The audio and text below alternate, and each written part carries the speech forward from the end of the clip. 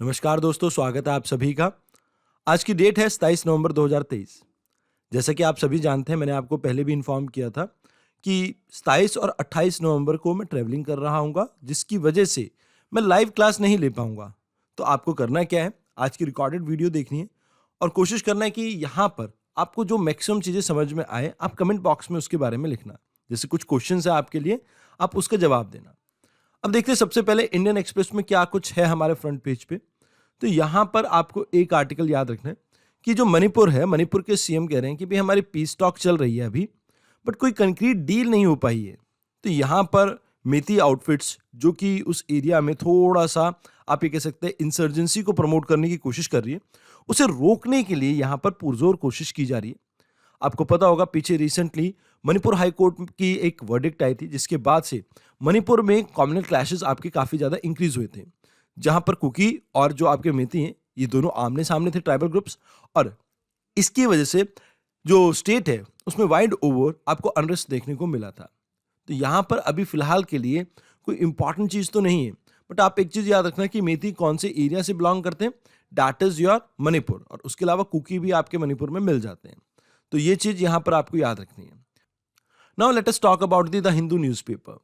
देखिए, the Hindu newspaper के अगर फ्रंट पेज पे बात करूं तो यहाँ पर कॉन्स्टिट्यूशनल डे के बारे में कहा गया है, जहां पर chief justice of India constitutional day को संबोधित करते हुए ये कहते हैं कि हम पीपल्स कोर्ट हैं। देखिए, पीपल्स कोर्ट का यहाँ पर मतलब क्या है, आप इसे समझें। मतलब लोगों की जो परेशानी है उसको हल करने के लिए सुप्रीम कोर्ट हमेशा अग्रसर है। मीन्स यहाँ पर जो कोशिश की जाती है वो ये की जाती है कि कैसे लोगों को बेटर हम सर्व कर सकें। अब यहाँ आपको कुछ चीजें याद रखनी है कि कॉन्स्टिट्यूशनल डे किस दिन मनाया जाता है। आपको याद रखना है दैट इज 26 ऑफ नवंबर। अब इस दिन क्यों मनाया जाता है, इसका जवाब आप मुझे कमेंट बॉक्स में दीजिए कि क्या हुआ था ऐसा कि आज के दिन मतलब 26 नवंबर के दिन को हम कॉन्स्टिट्यूशनल डे के तौर पे मनाते हैं। अब यहाँ पर हम बात करेंगे एक डिजीज के बारे में जिसके ऊपर सेंट्रल गवर्नमेंट ने कहा है कि कुछ चेक्स रखने की जरूरत है।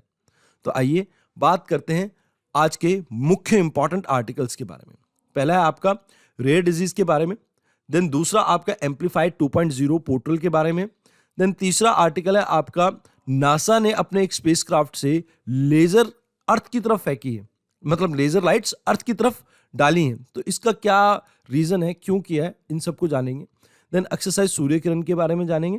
एंड लास्ट हम चाइना में एक मिस्टीरियस रेस्पिरेटरी इलनेस आ रही है, मतलब जैसे कोविड-19 आया था ना, एक उसी का नया वर्जन आने वाला है और इसकी वजह से बहुत से छोटे बच्चों के ऊपर इम्पैक्ट पड़ रहा है। तो हम इसके बारे में जानेंगे।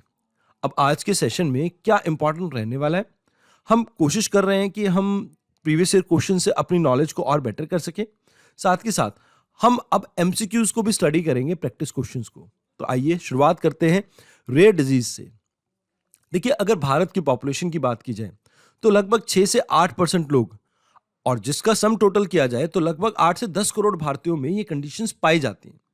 देखिए, इन बीमारियों का हो सकता है कि ट्रीटमेंट अवेलेबल हो भी और ना भी हो, बट ये ट्रीटमेंट अगर अवेलेबल होता भी है तो बहुत से केसेस में ये एक्सट्रीमली एक्सपेंसिव होता है, बहुत ज़्यादा महंगा होता है, जिसकी वजह से आम लोगों की ये रीच से बाहर हो जाता है। अब भारत में किया क्या जा रहा है, जो गवर्नमेंट ऑफ इंडिया है, इन्होंने 14 रेयर डिजीज के लिए कुछ जेनरिक मेडिसिन को लॉन्च किया है।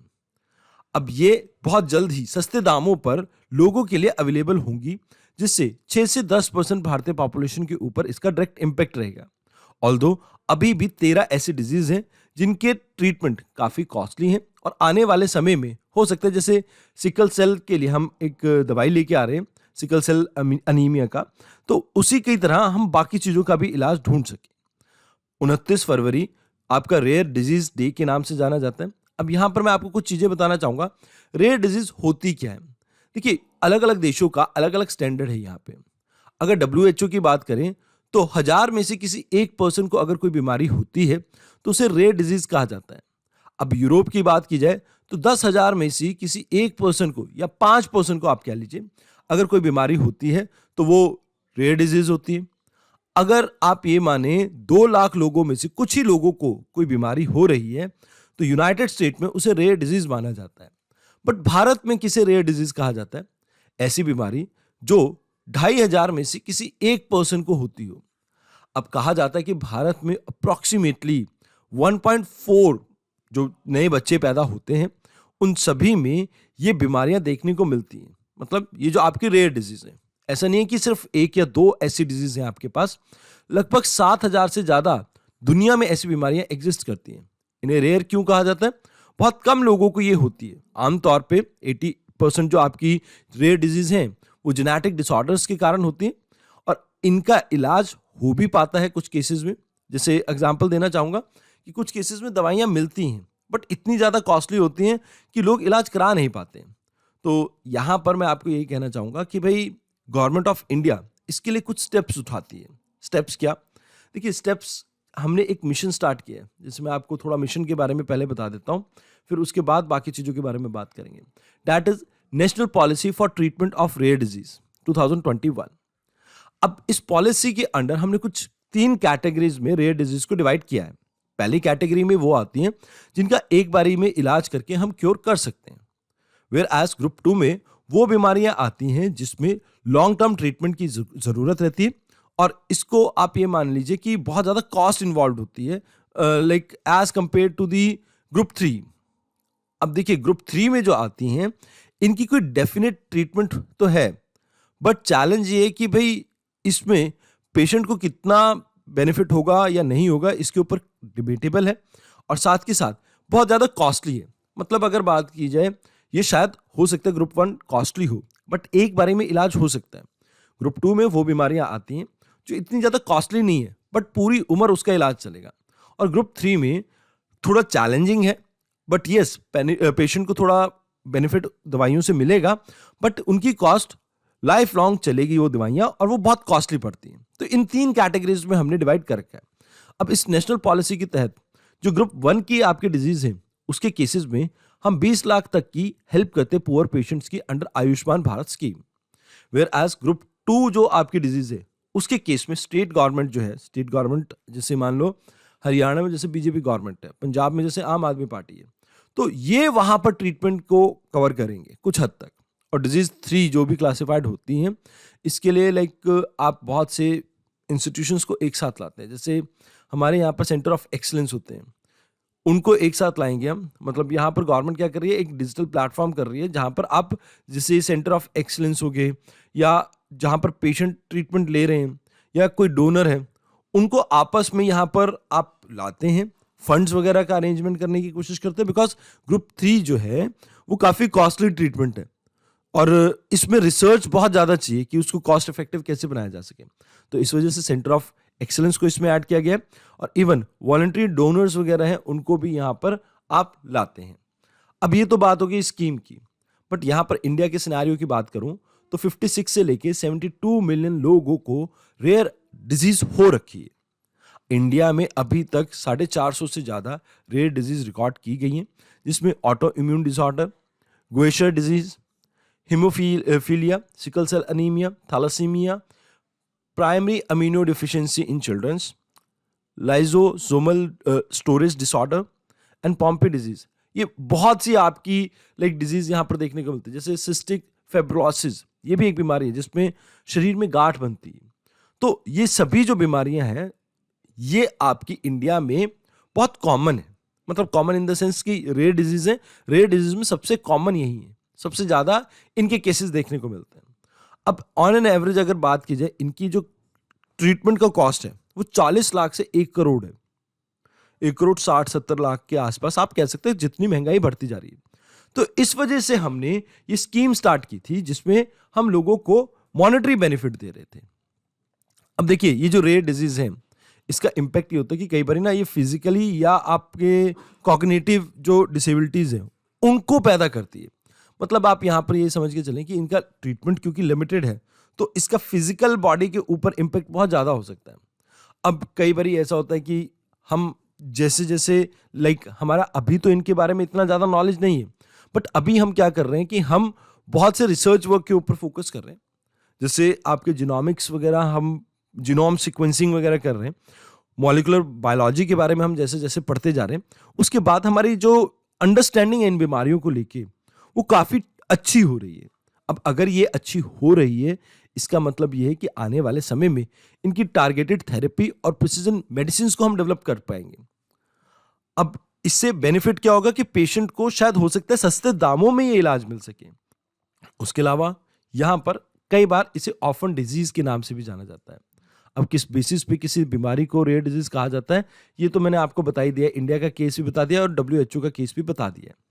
अब वर्ल्ड ओवर कितनी बीमारियां ऐसी मिलती हैं वो भी आपको लगभग मैंने एक्सप्लेन कर ही दिया। अब सबसे बड़ा चैलेंज क्या रहता है इस रेयर डिजीज को केटर करने के लिए या हैंडल करने के लिए? इनके केसेस में ना इनको डायग्नोस्ट करना काफी मुश्किल रहता है। इजी डायग्नोस्टिक होता तो शायद हो सकता है कि इलाज तुरंत हो सकता, बट डायग्नोसिस करने में ही काफी टाइम लग जाता है, तो वो भी एक परेशानी है और इवन कॉस्टली भी रहता है। आइए अब देखते हैं आपने कितना कुछ इस आर्टिकल में पढ़ा है।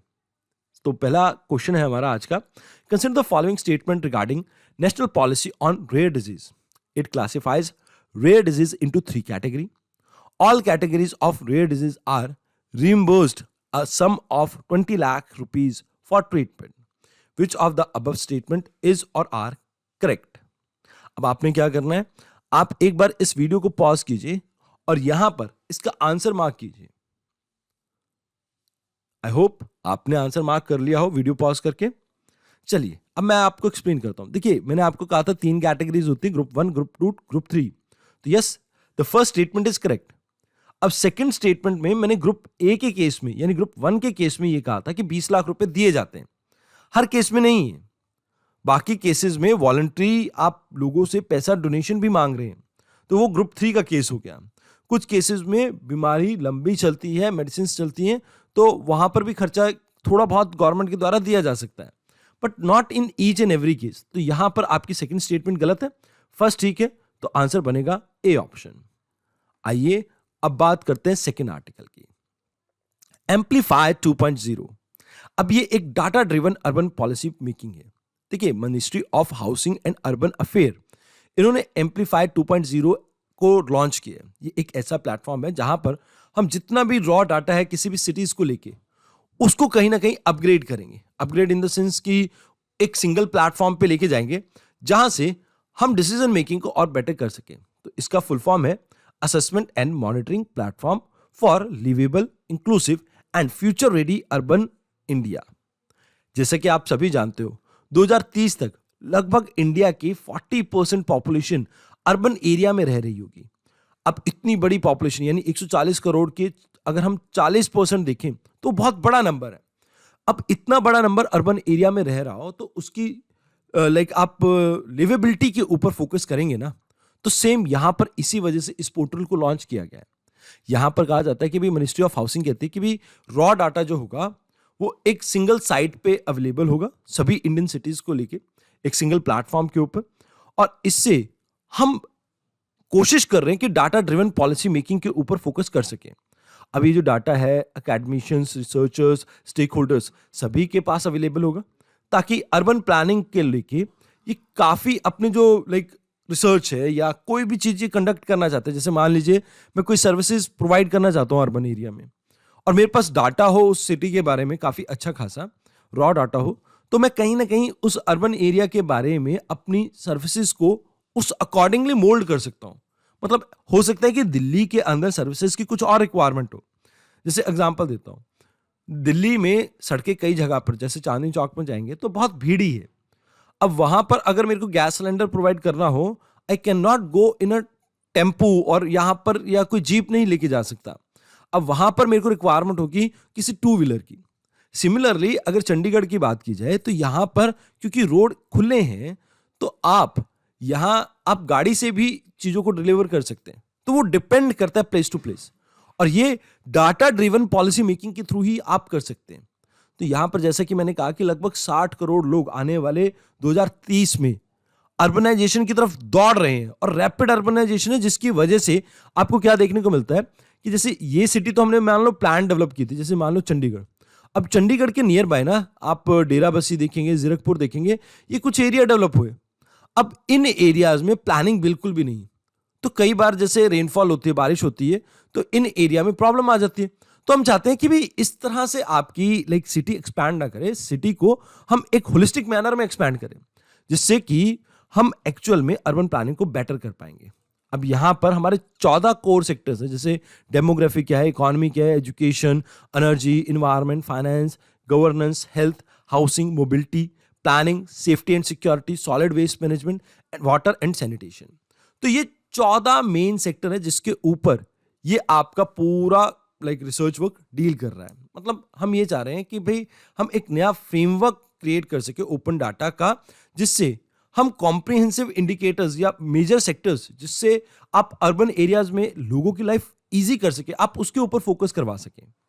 यहां हमारा कोशिश ये कि हम डाटा सेंटरिंग गवर्नेंस के ऊपर फोकस करें, साथ के साथ फैसिलिटेट करें डाटा ड्रिवन पॉलिसी मेकिंग को, जहां पर कॉम्प्रिहेंसिव इंफॉर्मेशन मिले सभी को, ताकि हम एक होलिस्टिक फ्रेमवर्क डेवलप कर सके, जैसे जिसका नाम रहेगा अर्बन आउटकम फ्रेमवर्क फॉर 2022। अब देखो, मैं अर्बन आउटकम फ्रेमवर्क 2022 के बारे में जो बात कर रहा हूं, ये हमने डेवलप तो किया है, थोड़ा बहुत इसके ऊपर वर्क चल रहा है, बट द थिंग इज हम ये नहीं चाहते कि बस सिटीज को रैंकिंग दी जाए, हम उस रैंकिंग सिस्टम के बियॉन्ड जाना चाहते हैं। तो दैट्स व्हाई वी वांट कि यहां पर हमारे पास ज्यादा से ज्यादा डाटा हो। अब इसके बारे में आपको एक क्वेश्चन पूछा जा रहा है, which of the following statement is or are correct about एम्फीलिया 2.0? It is an online platform for assessing and monitoring the performance of urban India on various indicators of livability, inclusiveness, and future readiness. It is an initiative of Ministry of Housing in collaboration with National Informatics Center.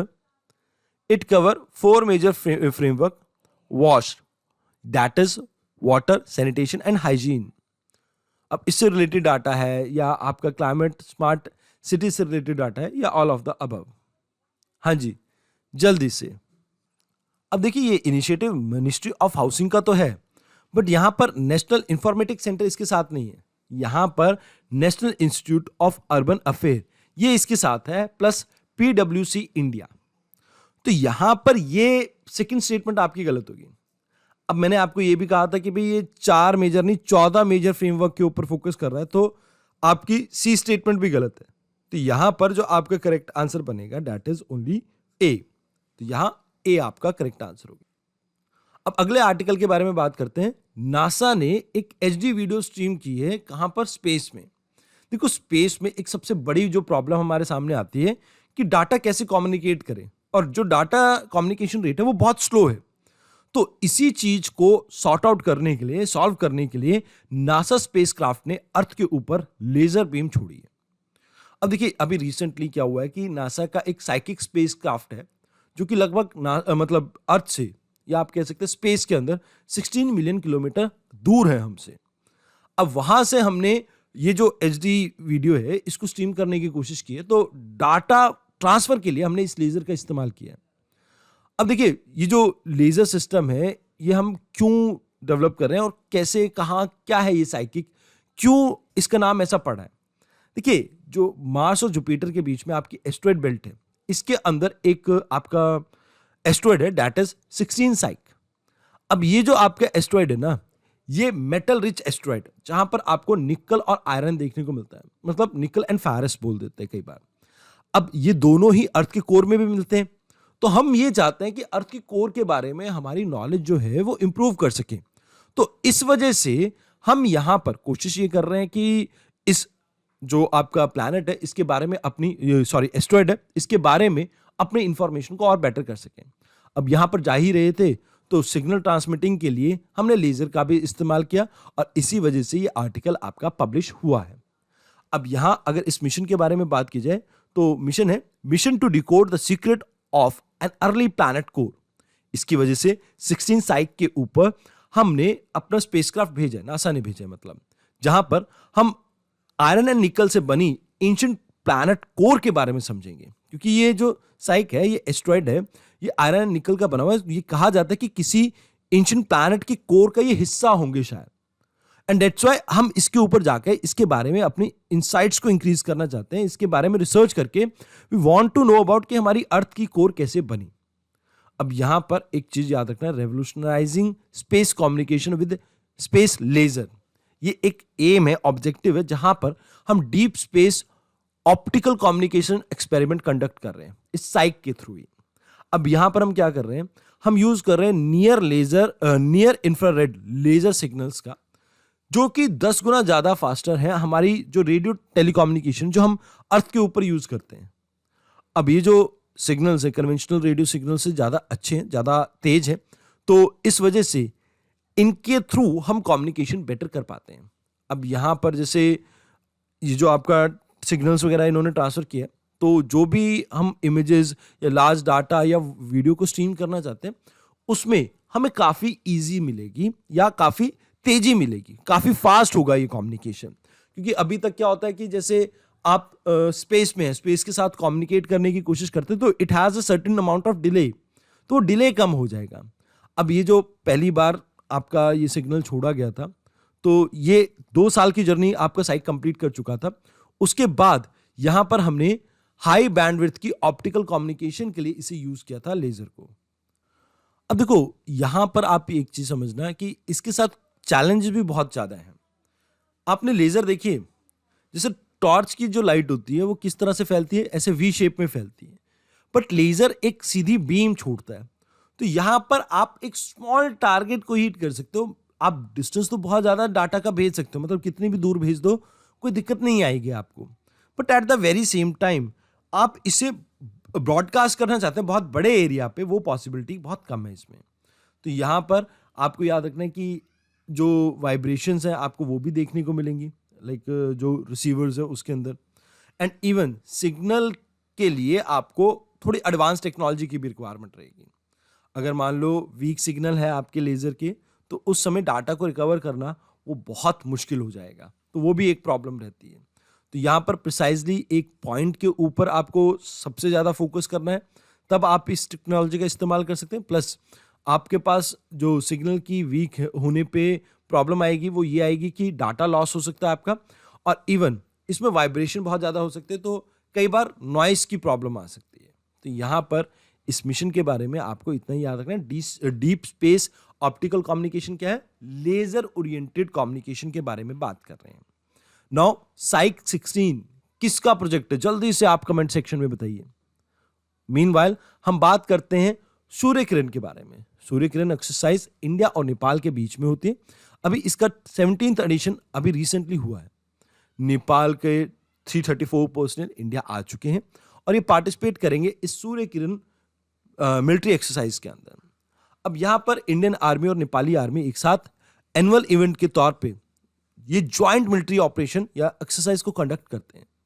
अब इसमें objective हमारा ये है कि जैसे like जो जंगल के अंदर लड़ाइयाँ होती हैं उसके अंदर इंटर ऑपरेटेबिलिटी को हम इन्हांस कर सकें, साथ के साथ जो टेररिज्म का एक बड़ा थ्रेट है साउथ एशिया पे उस चीज़ को हम इम्प्रूव कर सकें। और इवन जिससे आपको पता होगा हिमालयाज में फ्रिक्वेंटली हमें देखने को मिलता है कि अर्थक्वेक या आपके फ्लैश फ्लड्स वगैरह आते हैं, तो इस तरह के डिजास्टर से निपटने के लिए हम फोकस करेंगे humanitarian assistance and disaster relief के ऊपर, जो कि यूएन के मैंडेट के अकॉर्डिंगली ही किया जाएगा।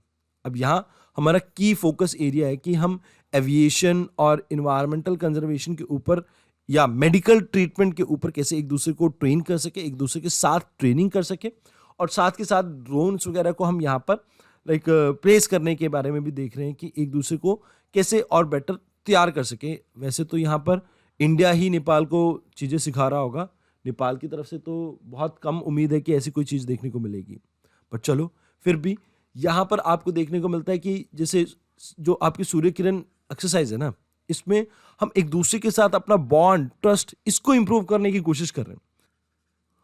उसके अलावा जो नेपाल है, देखो फ्रेंडशिप और ट्रस्ट अपनी जगह है, बट हम पास से भी बहुत पुराने बहुत पहले से कनेक्टेड है।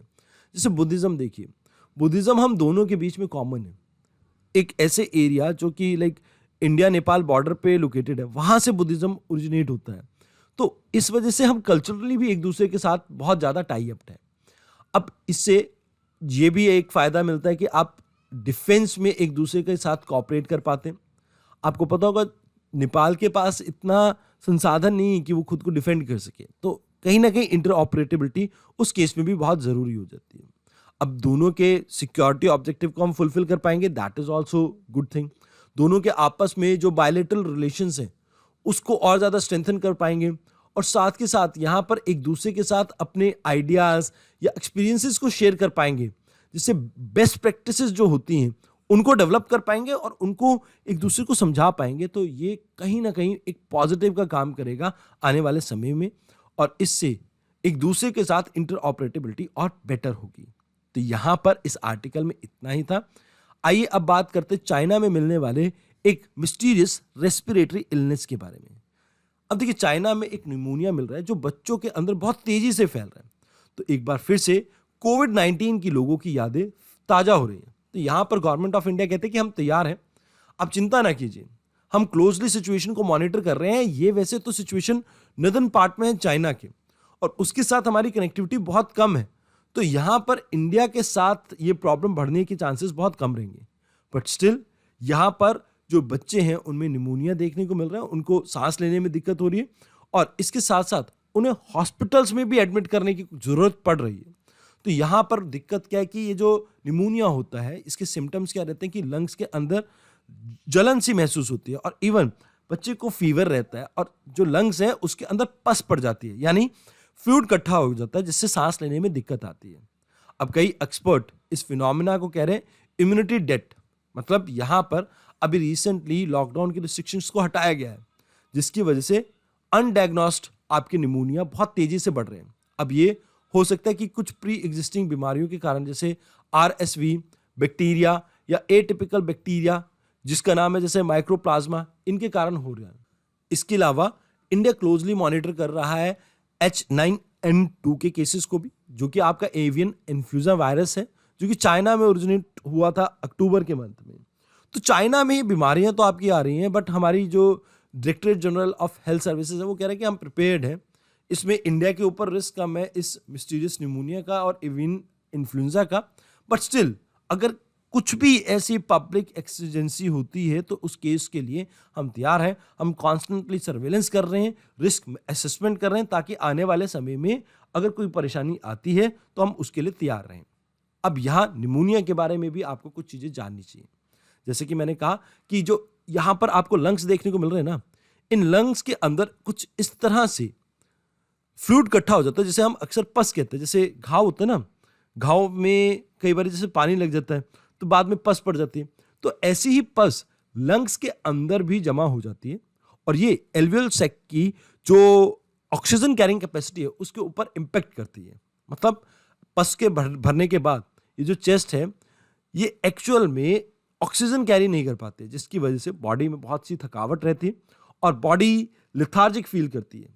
अब ये हो सकता है कुछ वायरस और बैक्टीरिया के कारण भी। अब ये कुछ बैक्टीरिया और वायरसेस के कारण भी हो सकते हैं, जैसे वायरसेस में इन्फ्लुएंजा, कोविड-19 आपके एग्जांपल हो सकते हैं, फंगी के कारण भी हो सकते हैं, एंड जो आपका स्पेक्ट्रोकोकस जो आपका निमोनिया है उसके कारण भी ये बीमारी हो सकती है। अब जनरली इसके सिम्टम क्या है? पर्सन का जैसे नाक जो है वो बहता रहेगा। एक पहली चीज़ तो आप ये जान लीजिए कि 2 साल से छोटे बच्चे को और 65 साल से ज़्यादा बड़ी उम्र के जो बुजुर्ग हैं उनमें ये बीमारी बहुत कॉमनली देखने को मिलती है। अब इसमें चेस्ट में पेन, ब्रीदिंग में प्रॉब्लम, कफ और फीवर ऐसी कंडीशंस देखने को मिलते हैं। कुछ केसेस में चक्कर आना, कन्फ्यूजन होना, वॉमिटिंग आना और जैसे डायरिया जैसी जो प्रॉब्लम्स हैं वो काफ़ी कॉमनली देखी जाती हैं। अब मान लीजिए अगर किसी को इसके साथ कोई क्रॉनिक डिजीज़ है तो उस केस में जैसे डायबिटीज़ हो सकता है, किसी का इम्यून सिस्टम वीक है या कोई स्मोकिंग करता है या ड्रिंकिंग करता है हैवी, उस केस में यहाँ पर पर्सन की डेथ तक हो सकती है। तो यहाँ पर आपको ये समझना है कि ये निमोनिया ऐसी छोटी मोटी प्रॉब्लम नहीं है, बहुत बड़ी प्रॉब्लम है। खासकर बच्चों में तो ये काफ़ी सीवियर हो जाती है। तो इस वजह से इसे डिटेक्ट करने के लिए सबसे पहले चेस्ट का एक्सरे कंडक्ट किया जाता है और इवन ब्लड टेस्ट किए जाते हैं, ताकि एक क्लियर पिक्चर मिल सके हमें। उसके अकॉर्डिंगली एंटीबायोटिक्स और एंटीवायरल मेडिसिन का हम कोर्स कंप्लीट करवा के पेशेंट को ठीक करने की कोशिश करते हैं। अब यहाँ पर वैक्सीनेशन, मेडिसिन वगैरह और good health habits that should be very important while we talk about this disease. आइए अब बात करते हैं प्रैक्टिस क्वेश्चन की। Which of the following statement is or are correct about mysterious pneumonia outbreak in China that occurred in November 2023. It was caused by a new coronavirus that had not only previously identified in human. It mostly affects children and cause high fever and lung inflammation without cough or other respiratory symptom. It has attributed to phenomena of immunity death after lifting of lockdown restriction in peak season of respiratory illness. It was linked to the presence of known pathogens such as influenza, respiratory syncytial virus, mycoplasma pneumonia and कोविड-19. जल्दी से इस question का answer दीजिए. I hope आपको ये question easy लग रहा हो. क्योंकि यहां पर देखिए ना, आपको कहा विदाउट कफ, तो ये चीज तो गलत हो गई. अब इम्यूनिटी डेथ वाला जो ये लाइन है ये बिल्कुल सही है ना. तो यहां पर ये थर्ड स्टेटमेंट ठीक हो गई. अब थर्ड ठीक होने के बाद अगर देखा जाए सेकंड गलत है, तो ये ऑप्शन आपका एलिमिनेट हो गया, ये भी ऑप्शन एलिमिनेट हो गया, एंड थर्ड ठीक है तो ये भी एलिमिनेट हो गया. तो आंसर क्या बनेगा? सी, यानी सी एंड डी आपका आंसर है. यहाँ पर थर्ड एंड फोर्थ स्टेटमेंट आपकी यहाँ पे ठीक है. आइए अब जल्दी से रिकॉल करने की कोशिश करते हैं कि आज की क्लास में हमने क्या कुछ पढ़ा है. तो पहला है आपका, according to World Health Organization a disease is considered rare if it effects only और लेस देन 1 per 2500 इंडिविजुअल. अब देखिए ये आपकी जो स्टेटमेंट है आपको कमेंट सेक्शन में बताना है. वैसे तो ये स्टेटमेंट गलत है. ऐसा मैं क्यों कह रहा हूं? क्योंकि इंडियन गवर्नमेंट ऐसी केसेस को रिप्रेजेंट करती है एज अ रेयर डिजीज जो 2500 में से 1% को या उससे कम को हो रहा है.